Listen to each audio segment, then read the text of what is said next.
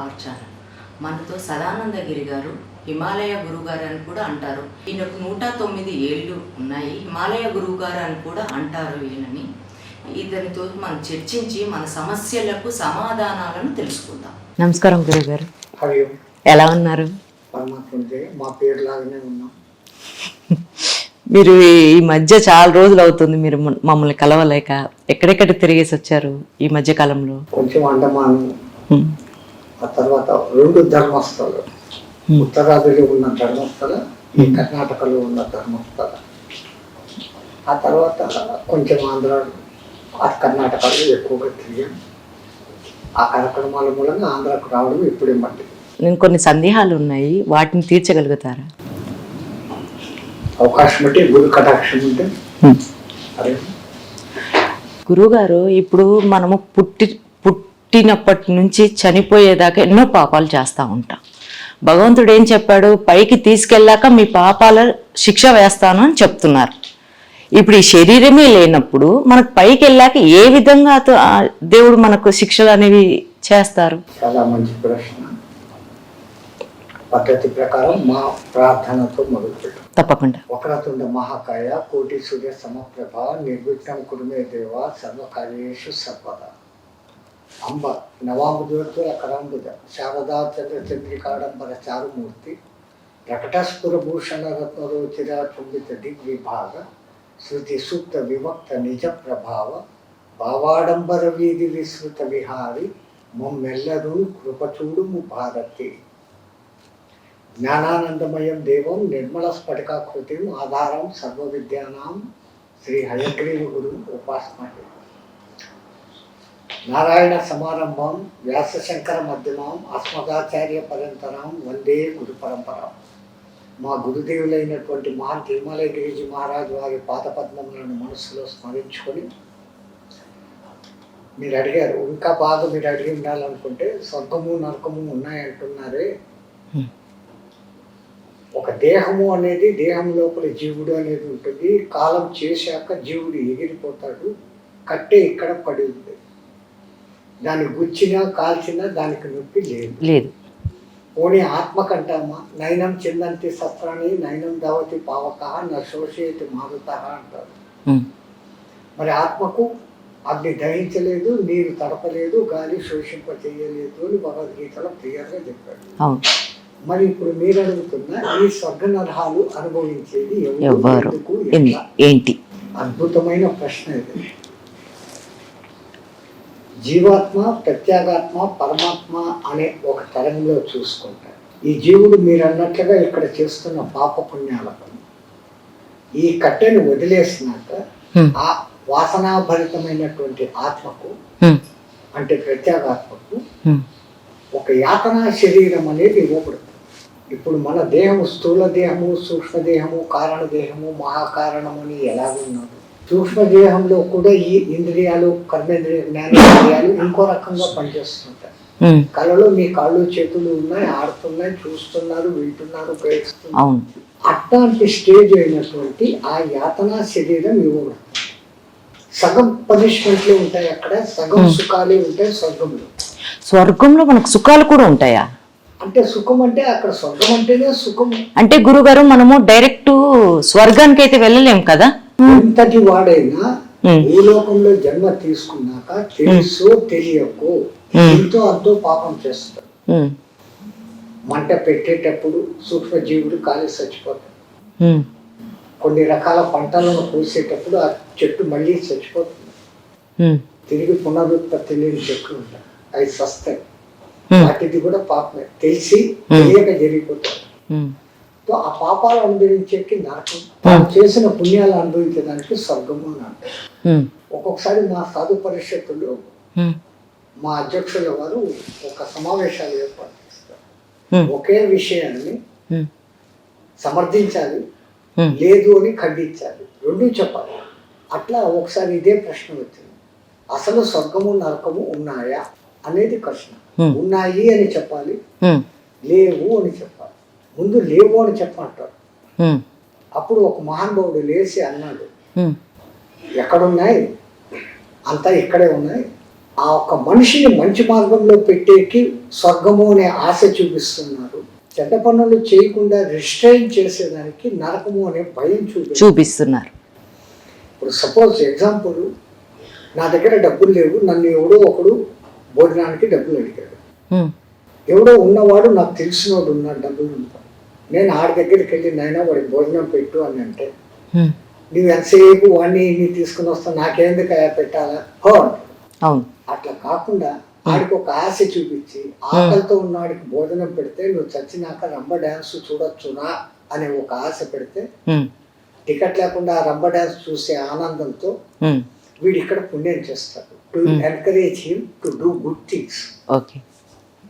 అట్లాగనే ఒకడు ఒక జంతువుని హింసిస్తూ ఉంటాడు.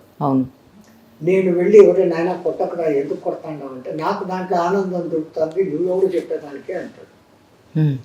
ఈ జంతువుని ఇక్కడ నువ్వు కొట్టావు, రేపు పొద్దున్న చచ్చినాక నరకంలో నిన్ను నూనెలో వేసి ఫ్రై చేస్తారు అంటే ఆ భయానికి వాడు ఆ పని చేయడు. సో ఇట్లా అని స్వర్గ నరకాలు చెప్పబడ్డారు ఒక విధానం. ఇది సమర్థనకు మనకు వచ్చే మాట.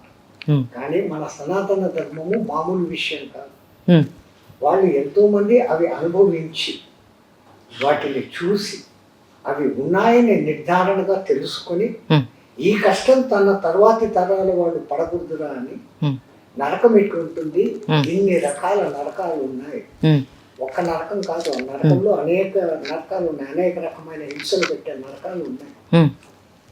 సూచి ముఖమని అదని ఇదని, కుంభి పాకమని చాలా రకాలు, పాకమని అదని ఇదని ఉన్నాయి. అవును, ఆ నరకాలు వాళ్ళన్నీ చూసి ఇంటింత బాధపడతామా మనం అక్కడ చేసేసి, తప్పు కాదులే, నేను ఎవరు చూడలేదులే, నేను చేసిన తప్పుకు ఇక్కడ ఇంతనా, ఇంక మీదట అట్లాంటి చేయకుండా బాబు అని వాళ్ళు గ్రంథపూర్వకంగా మహర్షి వాల్మీకి వేదవ్యాసుల వారు గరుడ పురాణంలో ఈ వివరాలు మనకు వివరించారు.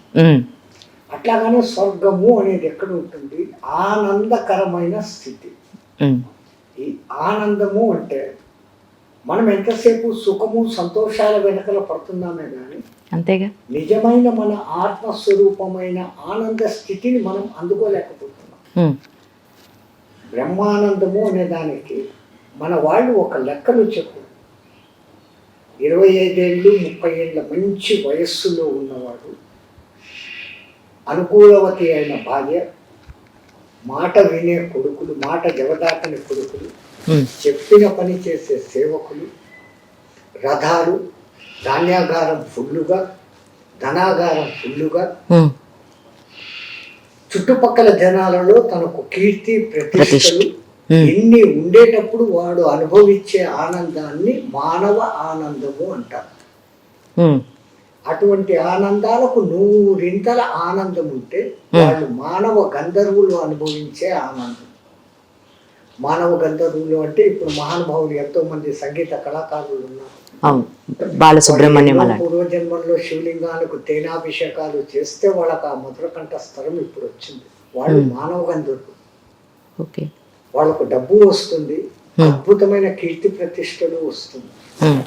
మీ దాంట్లో ఆయన ఘంటసాల, మా హిందీలో మన్నాడే, ముఖేష్, వాళ్ళ పేరు కూడా మీకు తెలియలేదు. కానీ వాళ్ళు ఎంత ఆనందాన్ని అనిపిస్తారు. వాళ్ళు ఎక్కడ కనపడినా అందరూ చప్పట్లు కొడుతూ కాళ్ళకు పాదాలకు వందనం చేస్తారు. ఆడు పొందే ఆనందం అది మానవ గంధర్వ ఆనందం. ఆ ఆనందానికి 100 ఆనందం దేవగంధర్వ ఆనందం. వాళ్ళు పొందే ఆనందానికి 100 ఆనందం దేవతల ఆనందం. వాళ్ళు పొందేదానికి 100 ఆనందం దేవతల రాజైన ఇంద్రుడు పొందే ఆనందం. ఆ ఇంద్రుడు పొందే ఆనందానికి 100 ఆనందం బృహస్పతి ఆనందం. ఆ బృహస్పతి ఆనందానికి 100 ఉండేది బ్రహ్మ ఆనందం. ఎంత స్తోతే అక్కడికి ఉంది. ఆ నిజమైన బ్రహ్మానంద స్థితి మనది. ధ్యానంలో కూర్చున్నప్పుడు, తపస్సులో కూర్చున్నప్పుడు, సమాధి స్థితిలోకి, నిర్వికల్ప సమాధి స్థితిలోకి పోయినప్పుడు మనం దాన్ని అనుభూతిలోకి పొందుతాం. ఒక్క చిన్న డౌట్ గురుగారు, ఇప్పుడు మీరు పైకి వెళ్ళాక ఇవన్నీ సుఖాలు అనుభవిస్తారు, ఈ నరకాలు అనుభవిస్తారు అని వ్యాస మహర్షి చెప్పారని మీరు చెప్తున్నారు, కరెక్టే. అది ఎలా తెలిసింది మీకు? ఇది నరకం ఉంది, స్వర్గం ఉంది అనేది మనం వెళ్ళి చూసి మళ్ళీ రాలేం కదా కిందికి. వేదము అనేది సర్వ ప్రమాణం. ఎవరికి ఎక్కడ డౌట్ వచ్చినా ముందు నీతి శాస్త్రం అని ధర్మశాస్త్రం అని దాంట్లో వెతుకుతారు. దాంట్లో కూడా అనుమానాలు ఇది నిశ్చయం చేసేదానికి వీలు కాదు అన్నప్పుడు వేదాలను వెతుకుతారు. వేదాలు మనకు శిరో ప్రమాణం. వేదములలోనే కొన్ని చోట్ల ఈ మాటలు ఉన్నాయి. అనేక లోకాలు ఉన్నాయి. ఆ లోకాలలో స్వర్గము నరకము అనేది కూడా ఉంది. ఇంకా క్లియర్గా చెప్పాలంటే అన్నిటికీ కారణభూతుడైన ఆత్మస్వరూపుడైన నువ్వు, నీలోనే స్వర్గము ఉంది, నీలోనే నరకము. సులభంగా అంటారు కదా, మన ఏవా కారణం బంధ మోక్షే. నీ మనస్సును ప్రకారము నువ్వు చండాలమైన కంపు కొట్టే చోట్లో ఉండి కూడా ఆహా నేను బాగున్నాను అనుకుంటే నువ్వు స్వర్గం. పన్నీరు చల్లుతూ వింజామరలు వీస్తూ మంచి విందు భోజనం పెట్టిన చోట కూడా మీకు నచ్చకపోతే అది మీకు నరకప్రాయం. నరకము అంటే మనకి ఇష్టం లేనిది, స్వర్గము అంటే మనకి ఇష్టమైనది. ఈ సింపుల్ గా తీసుకుంటే ఇక్కడనే మనం ఆ రెండు అనుభవిస్తున్నాం. మహాధనవంతుడు ఉంటాడు, వాడికి షుగర్ వస్తుంది. వాడి ఇంట్లో వాళ్ళందరూ తీపులు తింటూ ఉంటారు, వీడికి మట్టుకు నోరు కట్టుకోవాలి. అంత డబ్బుండి ఏమైంది? వాళ్ళు తింటుంటే అది తినాలని ఆశ కలుగుతూ నోట్లో నాలుకలు లాలాజలం ఊరుతూ తినకూడదు తినకూడదు అనుకుని ఆడనే కూర్చున్నప్పుడు దానికన్నా ఇంకా నరకం ఉందా? అది నరకమే కదా. అంటే మీ ప్రకారము కింద హాఫ్ మనం అనుభవిస్తాం, సగం పైకెళ్ళి ఇంకొక నరకాన్ని అనుభవిస్తామని చెప్తున్నారు, అంతేనా? ఇంకో అనుభవించడమే దానికి యాతనా శరీరం అనేది ఇవ్వబడి, ఓహో ఈ ఆత్మ అనేది పరమాత్మ నుంచి ఇక్కడికి వచ్చి ఉపాధిలోకి వచ్చినాక నేను పరమాత్మ నుంచి వచ్చిన అంశము అన్నది మర్చిపోయి నువ్వు చూపించుకొని నేను నేను అనుకొని మొదలు పెడుతుంది. ఎప్పుడైతే ఈ భ్రమలో పడిందో ఇంకా దానికి అన్ని నేను నేను అన్న భావన తప్ప ఉండదు. కానీ ఎప్పుడైతే ఇది వచ్చిందో ఆ సూపర్ పరమాత్మ తాను ఇన్నిగా మారి ఏకానేకో అహమస్మి నేను అనేకమగుదునుగా కానీ వచ్చాడు. ఎందుకు వచ్చాడు? ఇంకా ఉన్న స్థితి నుంచి ఉన్న స్థితికి ఎలాగో పోవాలి. ఒక దుర్మార్గం ఆలోచన చేస్తే ఎట్లా ఉంటుంది, ఒక మంచి ఆలోచన చేస్తే ఎట్లా, ఒక మంచి పని చేస్తే ఎట్లా, ఎక్కడికి పోతే బాగుంటుంది, ఎక్కడికి పోతే బాగుంటుంది, ఇవన్నీ తనకు తాను ఇంకా ఉన్నత స్థితికి వచ్చేదానికి తానే ఆడుతున్న ఒక నాటకం. ఆ ఎప్పుడైతే ఉపాధిలో ఉన్న ఈ ఆత్మకు ఆ వాసనలు అంటుకుంటాయి. ఇంగో కట్టిన గుడ్డకు ఇంగో అయిపోయిన తర్వాత కూడా ఆ వాసన ఉంటుంది. ఈ ఆత్మకు ఆ వాసనలు అది పునఃప్రక్షాళన కావాలంటే ఆ అంటుకున్న వాసనలు వాష్ అవుట్ కావాలి. వాటిని రెండు విధాలుగా చేస్తారు. ఒక సగం సగం పాపాలకు నరకాలు, సగం సగం పుణ్యాలకు స్వర్గాలు చూపించేసి తిరిగి నువ్వు ఇక్కడ అనుభవించు అని భూలోకానికి పంపిస్తావు. ఒక మనిషికి ఒక ఆత్మకి ఎన్ని జన్మలు ఉంటాయి? దాన్ని లెక్క పెట్టేదానికి వీలే లేదు. లెక్క పెట్టడానికి లేదన్నప్పుడు ప్రతి మనిషి పైనుంచి కిందికి వస్తాడు, తప్పులు చేస్తాడు, మళ్ళీ రావడమేనా? అదే పునరపి జననం పునరపి మరణం. అంటే ఒక ఆత్మకు చావు లేదు, ఆత్మకు చావు లేదు. వస్తా ఉండాలి, యాతన పడతా ఉండాలి, వెళ్ళిపోవాలి. అమ్మ భగవద్గీతలో క్లియర్ గా చెప్పాడు కదమ్మా, వాతాపి జిజ్ఞాంసు వస్త్రాన్ని యదా విహాయ. ఒక బట్టలు పాడుగా అయిపోయి గలీజ్గా అయిపోయి చినిగిపోతే మీరు వాటిని తీసేసి ఇంకోటి కొత్త వేసుకుంటున్నారు. ఈ ఆత్మ అదే పని చేస్తాను. నేను ఇంతకుముందు చెప్పినట్లు తానున్న స్థితి నుంచి పరిపూర్ణ స్థితికి ఇంకా ఇంకా ఎదగాలన్నప్పుడు ఒక్కొక్క శరీరం ధరించి ఒక్కొక్క అనుభూతులు చెందుతూ, ఆ అనుభూతులు మంచివి చెడ్డవి అనుభూతులు చెందుతూ మంచిని గ్రహించుకుంటూ చెడుని వదిలిపెట్టుకుంటూ పెరుగుతూ పోతుంది. పూర్ణత్వం రావాలి. అది రాదు కదా. ఇంకా ఎందుకు రాదు? అది వచ్చేదానికోసమే కుండలిని సర్పం 3.5 చుట్లు చుట్టుకొని ఉంటుంది అని మన వాళ్ళు చెప్పారు. ఇప్పుడు మీరు పెద్దవాళ్ళు చెప్తారు కదా, మనకు కార్తీక మాసంలో మనకు విముక్తి కలిగితే మనం డైరెక్ట్ శివుడి దగ్గరికే వెళ్ళిపోతాము అనేది చెప్తుంటారు. అది ఎంతవరకు నిజం? అసలు ఇవేంటి? పండుగల రోజుల్లో మంచి మంచి ఉత్తరాయణ కాలంలో పోతే మంచిది అంటారు. ఏ కాలంలో పోయినా ఏదో ఒక కాలంలో పోవాల్సిందే. ఉత్తరాయణ కాలం వరకు ఉండిపోయిన వాడు భీష్ముడు. ఆయన పడిపోయాడు, యుద్ధం అయిపోయింది, ధర్మరాజు రాజు కూడా అయ్యాడు. అవును. కానీ ఈయన అక్కడ అపశయ మీద ఇచ్చావరణ సంపన్నుడు కాబట్టి ఆ ఛిద్రమైన దేహంలోనే ఉండిపోయాడు. ఎందుకు? ఉత్తరాయణ కాలం పుణ్యం వస్తే నేను పోతున్నాను. అంతటి వాడికి కూడా ఆ ఆశా వ్యామోహాలు ఉన్నాయి. అవును. ఎవడు ఏ కాలంలో చనిపోయినా ప్రధానంగా వాడి కారణము ఈ పాప పుణ్యాలు. అదే గురుగారు, ఇప్పుడంటే కార్తీక మాసంలో చనిపోతే వైకుంఠం అంటారు. వైకుంఠమే కాదు, కైలాసం కూడా. కైలాసము మాసం కదా. అంటే వీళ్ళకి ఇంకొక జన్మ అంటూ ఉండదా? ఇంకా ఏది? అదే ఈ కార్తీక మాసంలో చనిపోయిన వాళ్ళకు స్థితికి అందరూ ప్రయత్నమే. కానీ ఎంతటి కార్తీక మాసమైనా, ఎంతటి వైకుంఠ ఏకాదశి దినమైనా, ఎంతటి మహాశివరాత్రి దినమైనా, ఆ దినాలలో చనిపోయినవాడు కూడా వాడు పాపాలు చేసుకునంటే వాడి సంచితం ఎక్కువగా ఉంటే ఆ సంచితము ఈ పాపాల నివృత్తికి తిరిగి జన్మ ఎత్తాల్సిందే. అక్కడ ఆ పనిష్మెంట్ పొంది ఆ సుఖాలు పొంది మిగతా బ్యాలెన్స్ ఇక్కడ పొందేదానికి ఆ పని చేయాల్సిందే. అంటే ఏ మాసం, కార్తీక మాసము అని లేదు, ఏ మాసము లేదు. ఒక మనిషి పుణ్య పాపాల మీదనే మనిషి ఒక డిపెండ్స్. అది నిజంగా నేను స్వర్గానికే పోవాలని స్థిరకం చేసుకున్న మహానుభావుడు భీష్ముడు లాంటి వాడు. ఆయన తన ప్రాణాలు ఆ పొద్దు అర్జునుడు వేసిన బాణాలతోనే అయిపోయింది ఆ పని. కానీ ఆయనకి ఇచ్చావరణం అనే ఒక వరం ఉంది, వాళ్ళ తండ్రి ఇచ్చిన వరం. ఆ వరం కారణంగా ఒక అపోహతో ఉండిపోయాడు. నేను ఉత్తరాయణ పుణ్యకాలం వచ్చేంత వరకు ఉండి ఉత్తరాయణ పుణ్యకాలం వచ్చాక చనిపోతాను ఆయన అనుకున్నాడు. అంటే మళ్ళీ ప్రతి మనిషికి ఉంటుంది, అయితే ప్రతి మనిషికి ఉంటుంది. ఉన్న అటువంటి మహానుభావుడికి తప్ప.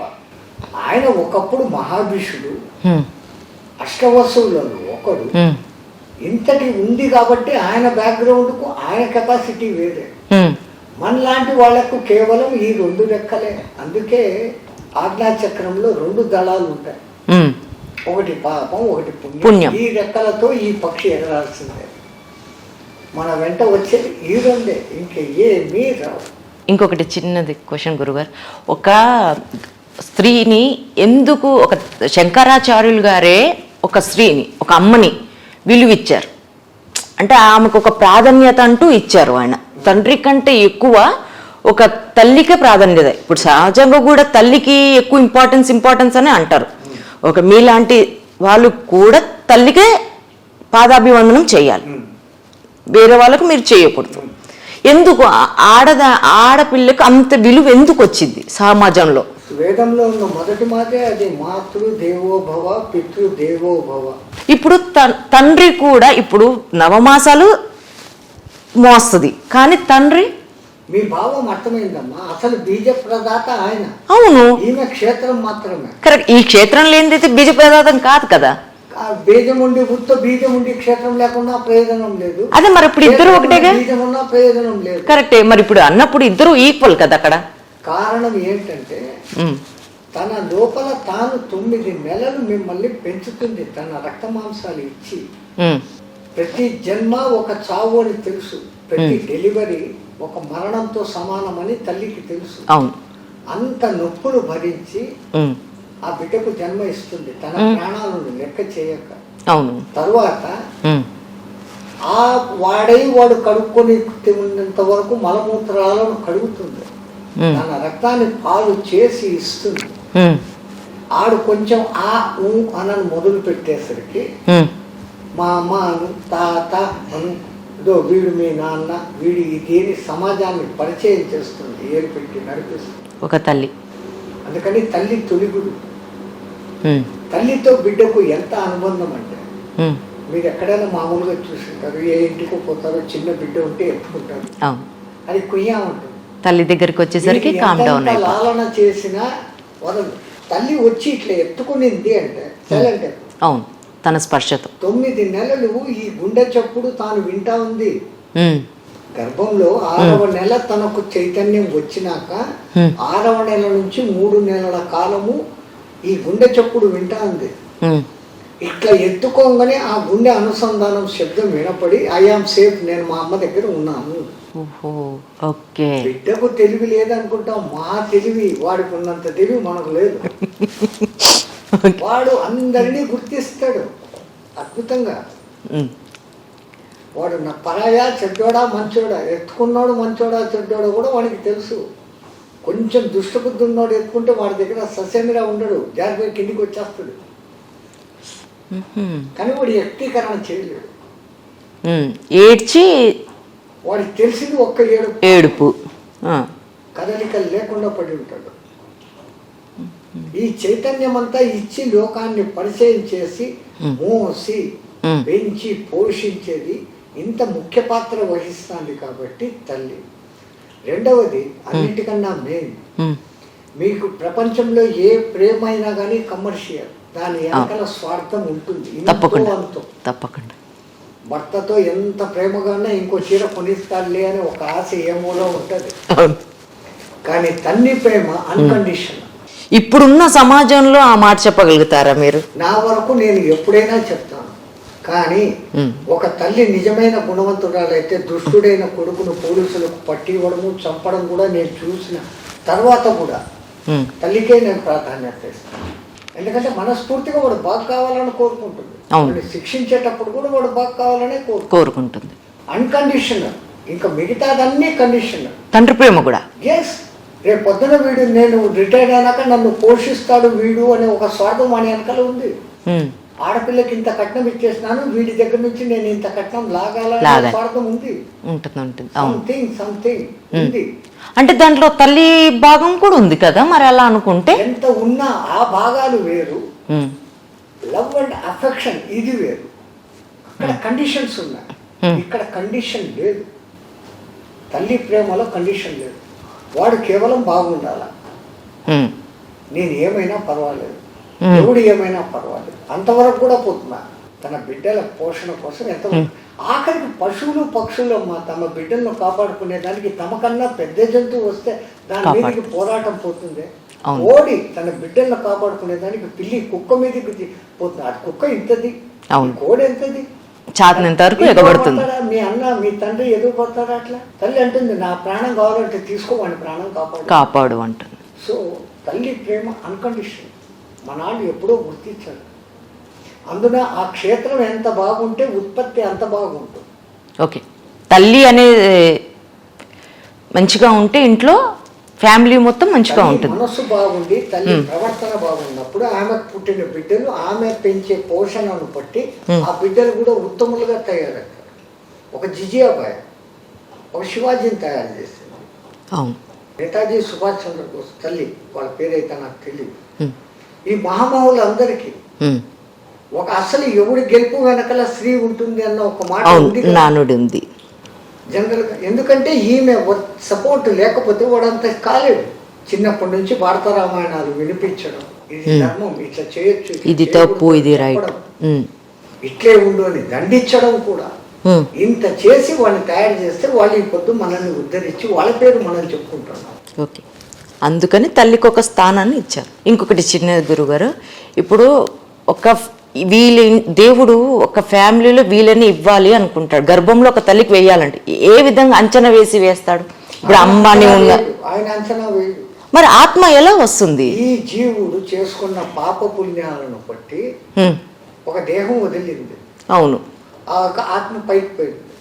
అవును, పొద్దునకాల అనిపించి మళ్ళా నాకు ఎక్కడ అపాయింట్మెంట్ అని తిరుగుతాను తన కర్మలను బట్టి. వర్షం పడినప్పుడు ఆ వర్షపు చినుకులతో కలిసి భూమిలో కలిసి ఆ భూమిలో ఏ మొక్కగానో పువ్వుగానో పండుగానో కాయగానో తయారై స్త్రీలు తింటే అండంగా పురుషులు తింటే వీర్యకణంగా మారి వాని కడుపులో వెయిటింగ్. ఒక్క జన్మ ఎత్తడము ఎంత కష్టము అనే తల్లి గర్భోపనిషత్తులో రాశారు మనోళ్ళు క్లియర్గా. ఒక్క జన్మ ఎత్తడం సరే ఇట్లా పడింది, వాడికి ఎక్కడో వీర్యస్ఖలనమైంది, పోయింది, మళ్ళా మట్టిలో పడింది, మళ్ళా గాలిలో తేలాల, మళ్ళా పండవాల, మళ్ళా వచ్చి మళ్ళా చేరాల. ఇట్లా ఎన్నోసార్లు జరిగి కొన్ని లక్షల వీర్య కణాలు ఒక్కసారి సంగమంలో కలిస్తే అన్నముతో ఒక్క వీర్య కణమే కలుస్తుంది. అవును, ఈ ఇన్నింటిలో దీనికి ఎందుకు వచ్చిందంటే ఆ తల్లిదండ్రులతో తనకున్న రుణానుబంధము కర్మానుబంధం. ఓకే, రుణానుబంధం కర్మానుబంధం అన్నారు ఇప్పుడు మీరు, కరెక్టే, బాగుంది. అంటే నేను విన్నది అబ్బాయి పుడితే ఏనాడు ఏ జన్మలోనో మగపిల్లాడు పుట్టాడంటే తల్లిదండ్రులకు వాళ్ళ అబ్బాయికి ఏదో బంధమా లేదా ఫైనాన్షియలా అసలు ఏంటి, అలా అయితేనే పుడతారు మగపిల్లాడుగా అనేది నేను ఒక చోట విన్నాను. అంటారు. ఏంటి అసలు అది? యోగ శాస్త్రంలో కూడా మీకు జ్యోతిష్ శాస్త్రంలో ఉమ్, చాలా ఎలాబరేట్ సబ్జెక్ట్ అమ్మా. ఏ ముహూర్తాలలో కలిస్తే మగపిల్లవాడు అవును. ఏ ముహూర్తాలలో కలిస్తే ఆడపిల్ల ఉంది. అది కూడా మన కోరిక మీద. అవును. కానీ వీటన్నిటికీ వెనకల దైవ నిర్ణయం అనే ఒక మహాశక్తి. అక్కడ మగగా పుడతానా ఆడగా పుడతానా అనేది కూడా లింక్. ఎక్కడో ఒక భార్య అవతల జన్మలో వాడికి తల్లిగా చెల్లెలుగా పుట్టచ్చు, కానీ గత జన్మలో గుర్తు ఉండవు. కాబట్టి వాళ్ళు బాగానే ఉంటారు.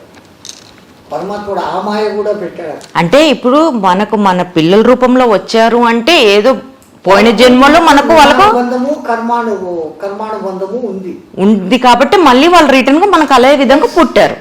మీరు ఏమి చేస్తారో అదే మీకు రిటర్న్. తల్లి సింపుల్ అమ్మా. మీకు ఒక చిన్న ఉదాహరణగా చెప్తాను. తప్పకుండా. ఎక్కడో ఒక ఊర్లో ఇద్దరు మిత్రులు ఉన్నారు. ఒకడేమో బెల్లం వ్యాపారం, రెండో వాడు జొన్నల వ్యాపారం. ఇద్దరు మంచోళ్ళు, కానీ బెల్లం వ్యాపారి కొంచెం కన్నీ. ఎవరినైనా సరే మోసం చేసేయాలా అనే బుద్ధి. ఈ జొన్నల వ్యాపారి ఒకసారి వచ్చాడు, ఒరే నాకు 1 కేజీ బెల్లం ఇరా. అంత స్నేహితుడు అయినప్పటికీ ఆడు 900 గ్రాముల బెల్లం ముద్దను కేజీ అని తూకం వేసి ఇచ్చేసాడు. అబద్ధం చెప్పి తీసుకున్నాడు. ఈయన వెళ్ళిపోయాడు. ఒక వారం రోజుల తర్వాత ఈయనకు జొన్నలు వస్తాం. ఆయన దగ్గరికి వచ్చాడు. కేజీ జొన్నలు ఇరా అన్నాడు. ఆ లోపలికి వెళ్ళి కేజీ జొన్నలు ఇచ్చాడు. వీడు కనీసం ఫెయిల్ అవ్వదా? అవును. ఇంటికి వెళ్ళి మళ్ళీ ఒకసారి తూకం వేసుకున్నాడు. బెల్లం తీసుకున్నాడు, తూకం వేయలేదు. స్నేహితుడి మీద నమ్మకం. వీడు కనీసం ఫెయిల్. వీడి ఇంటికి వెళ్ళి తూకం వేస్తాడు. 900 గ్రాములే ఉంటాయి. వెంటనే స్నేహితుడి దగ్గరికి పోయాడు. నువ్వు నేను ప్రాణ స్నేహితులము, నన్ను మోసం ఈడు చేసిందేమో తెలీదు, చేశాడు. అక్కడ గద్దిస్తున్నాడు. ప్రాణ స్నేహితుడిని నన్ను మోసం చేస్తావా? కేజీకి బదులు 900 నాకు ఇస్తావా? 900 గ్రాములు ఇస్తావా? రే పొరపాటు లేదురా, నేను ఇచ్చింది కరెక్టే. ఎందుకంటే నువ్వు వచ్చి అడిగినప్పుడు నాకు కేజీ రాయి కనపడలే. నువ్వు ఇచ్చిన బెల్లం ముద్ద ఉంది, నువ్వు కేజీ కదా నాకు ఇచ్చావు. అదే పెట్టి జోకిచ్చా. సూపర్. నువ్వు నన్ను మోసం చేయలేవు కదా, నువ్వు కేజీనే ఇచ్చావు. నువ్వు ఇచ్చిన కేజీ నీకు ఇచ్చావు. నువ్వు ఇచ్చిన కేజీ కాదు, నువ్వు ఇచ్చిన మోసమే నీకు మళ్ళీ ఇచ్చేది. తో జో కరేగా ఓ భరేగా, జో బోయేగా వహీ ఫల్ పాయేగా. ఇప్పుడు శ్మశానం దగ్గరికి ఆడవాళ్ళని ఎందుకు రానివ్వరు? ఇప్పుడు తల్లిదండ్రులు చనిపోతారు, ఆడవాళ్ళని ఎందుకు రానివ్వరు? ఇప్పుడు చెప్తారు కదా, భర్త చనిపోతే గడప దాకా ఆడది, తర్వాత లేదు. మరి ఆడదానికి అంత ఇంపార్టెన్స్ ఇచ్చినప్పుడు చివరాఖరి వరకు ఎందుకు వెళ్ళలేదు? ఆ పేరులోనే ఉంది. మీ తెలుగులో చెప్తే ఆడపిల్ల, ఈడపిల్ల కాదు. పెళ్ళి అయిపోయినాక ఈ వంశం పేరు మారుతుంది. అవును, గోత్రము, అవును, వంశం అంతా మారిపోతుంది. అవును, అక్కడ ఆ వంశాన్ని వృద్ధి చేయాలి. ఇంకా ఈ వంశంతో ఆమెకు పని లేదు. కరెక్టే గురుగారు. భర్త చనిపోయినా ఆడది గడప వరకు ఆగుతుంది, ఎందుకు వెళ్ళలేదు? కాటికి స్త్రీలు పోరాదు. అదే ఎందుకు పెట్టారు పెద్దవాళ్ళు అలా? స్త్రీలు సున్నిత మనస్కులు. ఇక్కడ ఏడ్చిన ఏడుపులు వేరే. ఆడ పూర్తి చేయడమో తగలబెట్టడమో జరిగే ఆ క్రియను చూసి వాళ్ళ హృదయం తట్టుకోలేదు. అదొకటి. రెండవది, వాళ్ళకు జన్మత ఈ మాసిక లక్షణాలు అనేటువంటి కొంచెం ఆటంకం ఉంటుంది. అవును, అది దోషమని చెప్పబడాల. ఆ క్రియ జరగకపోతే సంతానోత్పత్తి లేదు. అవును, దాన్ని దోషం అనేది లేదు. ఆ సమయంలో వాళ్ళు అనీజీగా ఉంటారు. అవును, వాళ్ళకి కంప్లీట్ రెస్ట్ కావాలి. దానికోసం ఆ పని పెట్టారు. అట్లా వాళ్ళు సున్నిత మనస్కులు దీన్ని దోషము అన్నారు. మాసిక దోషము అంటారు. ఆ దోషం ఉన్నారు కాబట్టి శివుడు నివసించే ఆ శ్మశానానికి వాళ్ళు రాకూడదు. కానీ కొన్ని సందర్భాలలో ఇంకా వాళ్ళకు మగపిల్లవాడు లేడు అన్నప్పుడు ఎంతో మంది, ఇప్పుడు మీరు చూస్తున్నారు పేపర్లలో, ఆడపిల్ల తానే పాడమోసి కాలుస్తోంది. అవును, పూజారులు ఆమె చేతనే అన్ని క్రియలు చేయిస్తున్నారు. అవును, ఎవరైనా చేయించవచ్చు. కానీ మన సనాతన ధర్మంలో పురుష సంప్రదాయం ఎక్కువ ఉంది. తండ్రికి కొడుకు చేయాలి రూల్ పెట్టినారు. అంత కొడుకులు లేనప్పుడు ఖచ్చితంగా అమ్మాయిని పెడతారు. అమ్మాయి చనిపోయింది, ఆమె మన మనవాళ్ళన్నా వాళ్ళ కొడుకులన్నా పెట్టచ్చు. అంటే ఇప్పుడు మరి అలా కూతురు పెడితే ఆవిడికి నరకం స్వర్గం దొరుకుతుందా? ఎందుకు దొరకదు? పున్నమ నరకం మగపిల్లవాడు లేకపోతే పున్నమ నరకం దాటించలేరు అని చెప్తున్నారు కదా, మరి అదేంటిది? అదేం లేదు, తన సంతానమే కదా కొడుకులు లేనప్పుడు. అవును, మరి ఇప్పుడు ఆడపిల్ల అన్నారు మీరు, మరి వంశం మారినప్పుడు వీడికి కాల్చొచ్చా, తల్లికి చేయొచ్చా?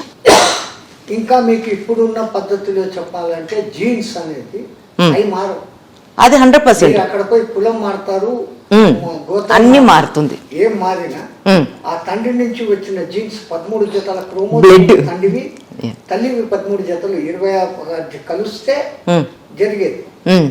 దాంట్లో మళ్ళీ XY క్రోమోజోములు ఆడ మగానే నిర్ణయం చేస్తాయి. అవును, లింగము తేడా తప్ప జీవములో తేడా లేదు.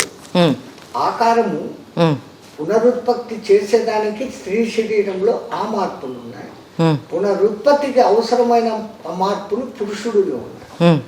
ఈ రెండు విడిపించి లోపల ఉన్నది రెండు ఒకటే. అదే 2 కళ్ళు, 2 ముక్కులు, 2 తలకాయ, కాళ్ళు, చేతులు, ఎక్కడా తేడా లేదు. ఆకారంలో తేడా. ఓకే, ఇప్పుడు ఏది కాని పరిస్థితి అతనికి కొడుకులు లేనప్పుడు వాళ్ళకు సంతానం ఆడబిడ్డలు ఉంటే చేస్తారు. మరి ఇంకా కొడుకులే ఆడబిడ్డలే లేని వాళ్ళ గతి ఏమంటారు? అదే నెక్స్ట్ క్వశ్చన్ అదే అడుగుదాం అనుకున్నా. వాళ్ళ పరిస్థితి ఏంటి? అప్పుడు పరిస్థితి ఏమంటే ఎంతో మంది పుణ్యాత్ములు ఉన్నారు, అనాథ ప్రేత దహన సంస్కారం చేస్తున్నారు. వాళ్ళ తల్లిదండ్రులు కాకపోయినా, వాళ్ళ బంధువులు కాకపోయినా, అక్కడ వాళ్ళు నా వాళ్ళు అనుకుని వాళ్లకు తిలోదకాలు వదలడంతో మొదలుకొని పిండ ప్రధానత వరకు ఆ రోజు చేస్తున్నారు మానవులు ఎంతో మంది. ఎందుకో ఆ చనిపోయిన వాడు ఉత్తమ లోకాలకు పోగాక వాడు చేసుకున్నాడు పాపాలు పుణ్యాలు వీడికి తెలవు. అయినా ఇతని ఉద్దేశం ఏంటి? అతను మంచిగా వెళ్ళాలి, దాన సంస్కారాలు జరగకుండా వాడిని బూడ్చిపెట్టేసి మున్సిపాలిటీ వాళ్ళు ఏ డబ్బా గుంతతో బూడ్చేయకుండా నా వంతుగా వాడిని నేను పైకి పంపుతాను. సమాజంలో ఉండాల్సిన ఉన్నత భావన అటువంటి కొందరు మహానుభావులకు చెయ్యెత్తి నమస్కారం చేయాలి. ఉన్నారు వాళ్ళు ఉండబట్టే ఇప్పుడు ఈ శవవాహక వాహనాలను పెట్టి అనాథ శవాలను తీసుకుని వెళ్ళి వాళ్ళే మోసుకొని వెళ్ళి దహనాలు చేసి వాళ్ళే చేయాల్సిన కర్మకాండ చేసేసి వస్తాను. కరెక్టే చేస్తారు. తర్వాత ఇప్పుడు సమాజంలో ఉంది కదా గురుగారు, సంవత్సరం మనం పిండ ప్రదానము చెయ్యాలి. చెయ్యక కాదమ్మా, నెలకొక్కసారి చేయాలి అంటే చేయడం లేదు ఇప్పుడు. సంవత్సరానికి అయితే అదేలేండి, ఇప్పుడు ఉన్న సమాజం ప్రకారం నేను అడుగుతున్నాను. మరి వాళ్ళకి పెట్టకపోతే వాళ్ళ పరిస్థితి ఏంటి? ఇప్పుడు తల్లిదండ్రులు మగపిల్లలు ఉన్నారు, పెట్టారు, బాగుంది. మహానుభావులు అందరూ మొత్తుకునేది అదే, నీ స్వధర్మాన్ని మర్చిపోవద్దురా, చేయాల్సిన పనులు చెయ్యి. కరెక్ట్. ఆడపిల్ల ఉన్న వాళ్ళ పరిస్థితి ఏంటి మరి? ఇప్పుడు ఆడపిల్ల ఉందనుకో, ఆడపిల్ల పిండం పెట్టలేదు కదా సంవత్సరం. వాళ్ళ భర్త వాళ్ళ తల్లిదండ్రులకు పెడతారు కదా, వాళ్ళకి పెట్టుకుంటారు అనేది పోయింది. ఇంకా అక్కడ పితృ దేవతలు అన్న పేరు వస్తుంది. అవును, కానీ పిండంలో ఆయన పేరు పలకరు కదా. ఏది?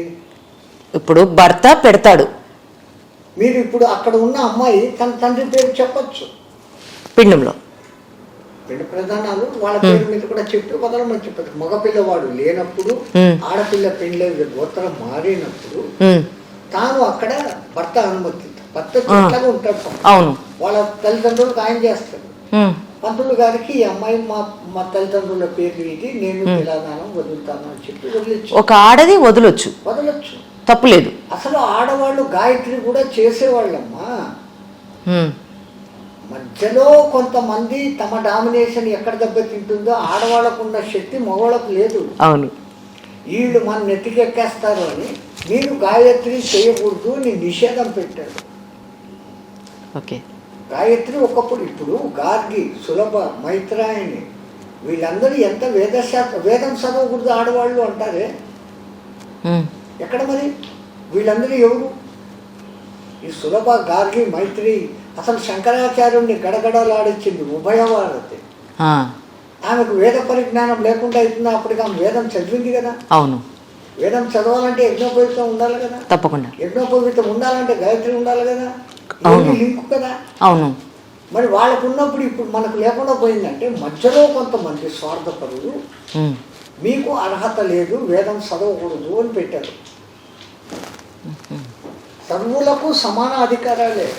వాని సృష్టిలో మనమంతా వాడికి ఆడ మగ తేడా లేదు, అసలు వాడికే లేదు. నా స్త్రీ నా పురుష నా నపుంసక నిరాకారో బ్రహ్మ పరమాత్మ అని అంటున్నామే. ఆయనకు లేనిది మనకెందుకు? మనం పెట్టుకున్నాం, మనం అనుకుంటున్నాం, మనం డామినేట్ అవుతాం. నేను పురుషుణ్ణి అనే అహంకారం, నువ్వు స్త్రీ అనే చిన్న చూపు.